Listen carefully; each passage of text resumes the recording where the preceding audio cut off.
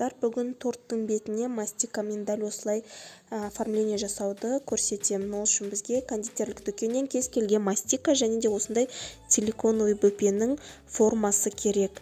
Формаға адамның денесіне ұқсайтын түске түсті формаға салып 10 минутқа морозильникке салып қоясыз.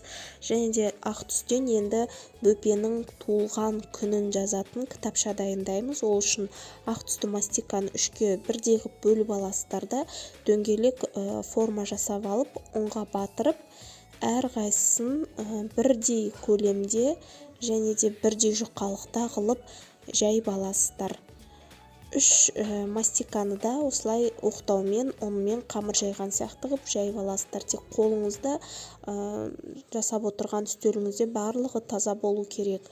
Енді үшеуін жайып болғаннан кейін пышақтың көмегімен шет-шетіндегі артықтардың барлығын алып, түк төртбұрыш, кәдімгі төртбұрыш жасап аласыз, кітапша сияқты кесіп. Егерде сәл қисық кесілген болса, пышағыңызбен итеріп былай видеодағыдай түзулеп алсаңыз болады.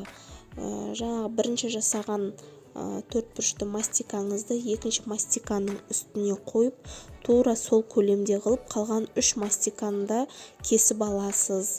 Және де ең соңғы төртінші астыңғы кітапшаның бөлігіне осындай розовый түстегі мастиканы алып, енін тура осы ақ мастика сияқты қылып кесесіз да, ұзындығын видеодағыдай сәл ұзынырақ қылып кесіп аласыз. Себебі бұл кітапшаның бетіне бұрап қойғанға, қазір видеодан көрсетем, керек болады. Енді осы кітапшалардың барлығын, көлемдерін, қисайып қалған жерлерін барлығын қолыңыздың көмегімен түзулеп, бірінің үстіне бірін кітапша қылып қойып шығасыз. Егер жабыспаса, судың көмегімен сәл суды жағып жіберсеңіз, жабысатын болады. Енді жаңағы бірінші, екінші, үшінші ақ түстегі мастикалардың бір бұрышын ғана осылай пышақпен немесе қолмен қайырсаңыз, дәл осылай кітаптардың беті сәл майысып қалғандай, андай шынайы кітап болып көрінетіндей болады. Және де жаңағы артық ұзындықтағы розовый түстегі мастикамызды дәл осылай бетіне қайырып қоямыз. Сонда кітап сияқты әдемі қолдан жасалынған, мастикадан жасалынған кітапша шығатын болады. Енді дәл осылай кәдімгі өзіңіздің фантазияңызбен тура пластилинмен ойнағандай, кішкентай кезімізде еңбек сабағында ойнағанымыздай, мысалға мынау мендегі форма, кекстің формасы, соған мен мастикаларды кесіп сәл жайып алдым. Аппақ мастикаларды қойған себебім сәл астын көтеріп тұрады. Егер дәл осылай қалдыратын болсам, таңға дейін ол сәл көтеріңкі болып қатып қалады. Неге морозильниктен жаңағы бөпемді алып шығып шығардым.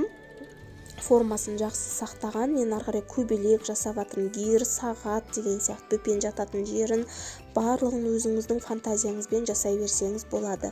Мысалға мына көбелекті мен ешқандай видеодан қарамай, өзім примерно көбелектің формасын кесіп алып, жан-жағына дөңгелектерді жабыстырып, судың көмегімен көбелек сәл ұшып тұрған қаласам, мысалға астына ақ мастикаларымды қойып қойдым, немесе кез келген мастиканы қойып қоясыз, сол кезде сәл ұшып тұрған сияқты болып қатып қалады.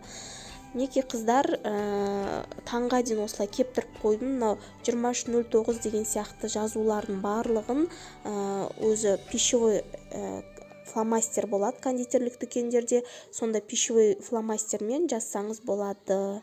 Қыздар, неке тортым дайын. Дәл осылай жасап көріңіздер. Өте әдемі шығады, өте оңай. Менің каналыма жазылуды ұмытпаңыздар.